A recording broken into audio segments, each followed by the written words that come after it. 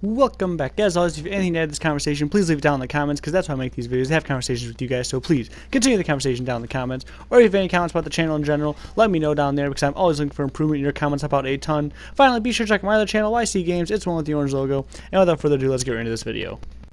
So I know I said I would be following the same format as my last videos, or my first Part 10 series, and that Part 2 of that was the villain, and I was going to talk about the villain. I know I mentioned in the last video talking about the villain, but then I realized we really don't have a lot of actual concrete information on them. Yes, there are a lot of rumors, and yes, all the stuff that Submotto and other YouTubers have been saying, that seems right. The whole, like, you know, they can steal our Siren's powers, and the one's a Siren, the one's like a half a Siren, whatever.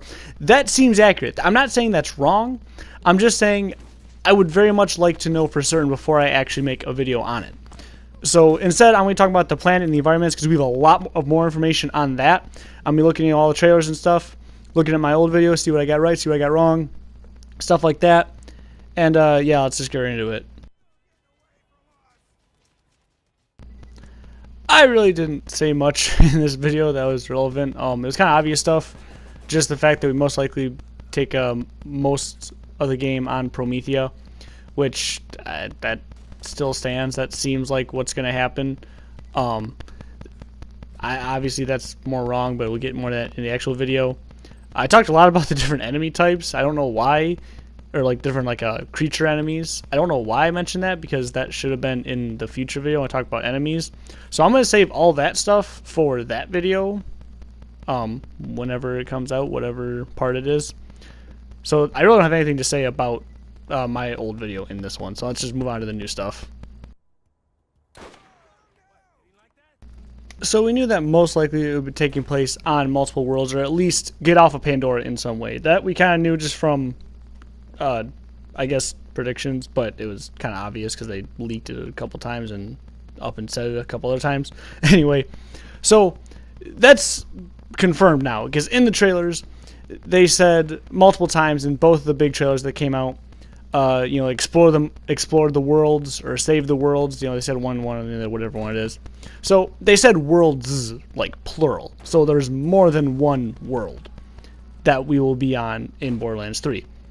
Now, what those worlds are, we really don't know yet. Like I said earlier, Promethea is most likely going to be a big part.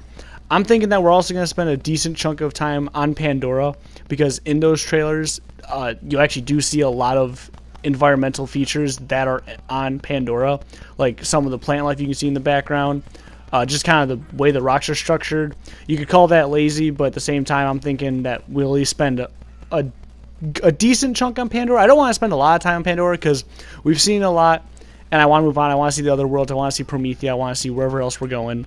But I'm thinking we're going to spend at least a good chunk on Pandora, and I'm okay with that, because like I said in past videos, I do want to see how the world's changed after Handsome Jack's rule. I want to see Firestone one more time after all those pipes have been torn down and whatnot, and just they're decayed and it's just puddles of slag everywhere. I want to see that stuff. That'd be cool to see the destroyed remains of Hyperion's empire.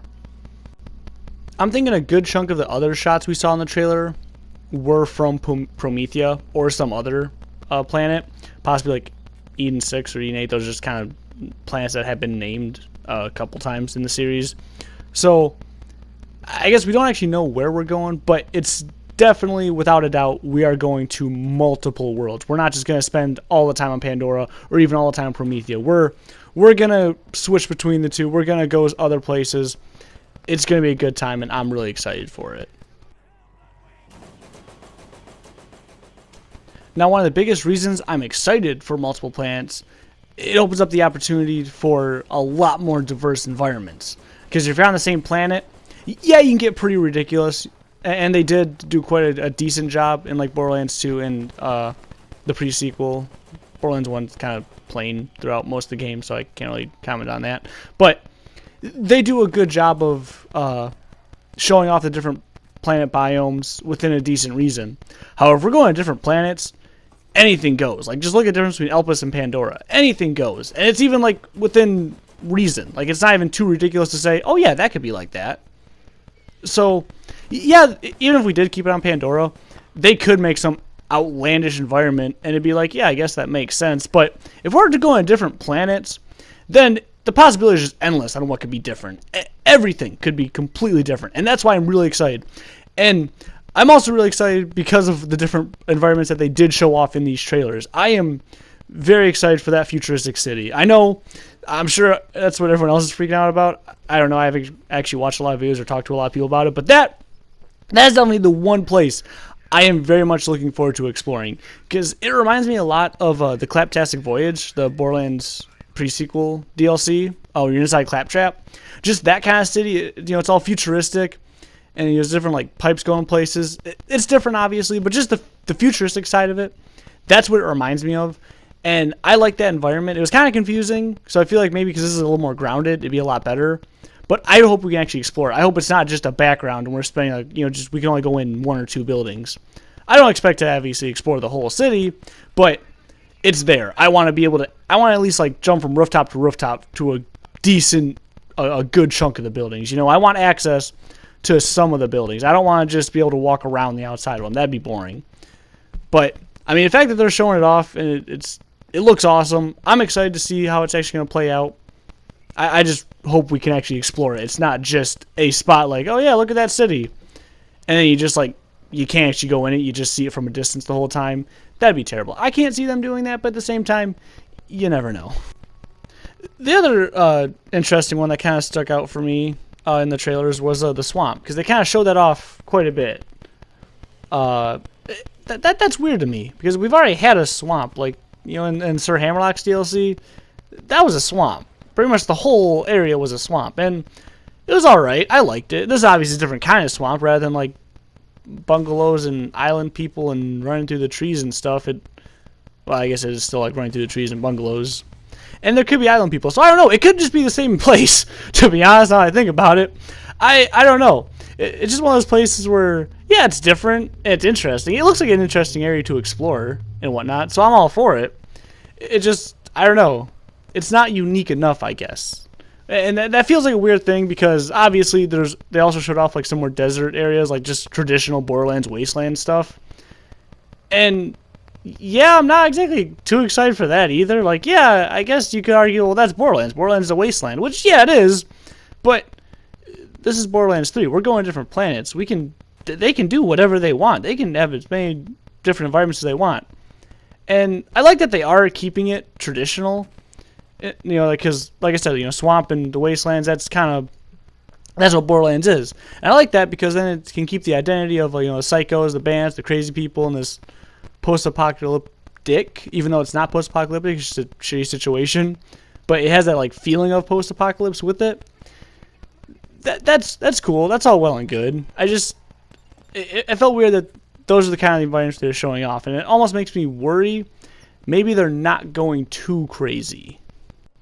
Some of my favorite areas in Borderlands 2, actually not some of, but my favorite areas are the tightly packed the city areas. I don't think anyone could say I really like the dust because it's just a desert. Yeah, there's the neat little town in the middle, and there's some little back area, cave valleys, whatever you want to call them. I don't know.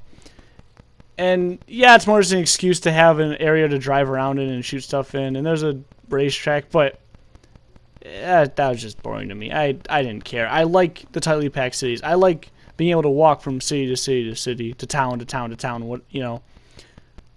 And I understand the need for a larger area because, yeah, driving is essentially a part of the game, and yeah, you can get from A to B a lot faster. And I don't know. I just really like the condensed areas. Probably one of my favorite areas in Borderlands 2 is Opportunity. That's why when I saw a futuristic city, I'm like, yes, a better opportunity, a huge city of opportunity. Now, if that's what it's going to be, I don't know. I just kind of like the Hyperion areas in general because it felt like an actual city, not just some scrapped together, building here, building here, building here. And I realize that that's what the bandits are, and there's nothing against that. I do like bandit towns. I enjoy fighting through them.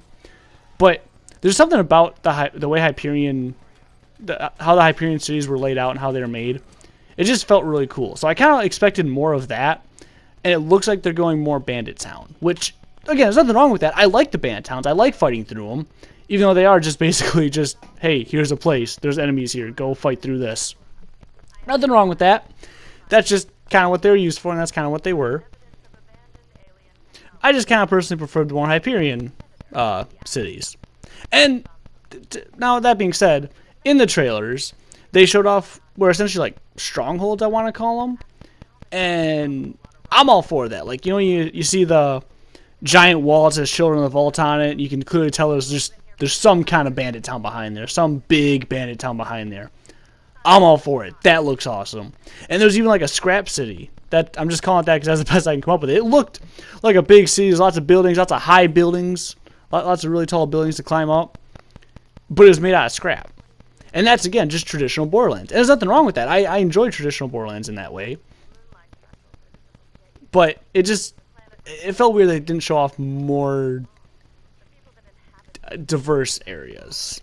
I expected, like, just the most diverse, like, you have desert over here, you have giant city over here, yeah, I guess you got swamp over here, but they didn't really show off any, like, even the Arctic stuff, like the tundra stuff. I was kind of surprised. They didn't show off even, like, mid-level cities. It was more like, they had those scrap cities, sure, but not even, like, a regular-ass town, or, like, a construction site, or, you know, there's lots of different biomes they could do. And again, when the game comes out, I'm sure we will see a lot more, and they will be quite diverse. But what they show off in the trailer makes me feel like they have just that one future city, and everything else is traditional Borderlands. Which I don't really have anything against, just I was kind of hoping for more big cities. I don't know. That's just me. That about does it for this one, guys. As always, leave a comment if you have any added to the conversation, because that's how I make these videos. The next part will probably be about guns, unless we get more information on the villains. Like I said, it sounds like all the predictions and whatnot that we've been getting for the villains, for the Calypso twins, they sound accurate. I'm not saying they're not accurate. I'm just saying I would like more information before I actually make a video on it. But we did get a lot of information on guns from those trailers, all those screenshots. So I have a lot to talk about those. So that'll be my next part. If you've noticed anything in those trailers that you're really excited for, let me know down in the comments, and I'll be sure to include it. I'll just kind of point out, like, hey, you know, I heard other people are excited about this too. So let me know what you guys are excited for the guns, or if you have any other ideas for guns that they could include. I'll be sure to include in the video.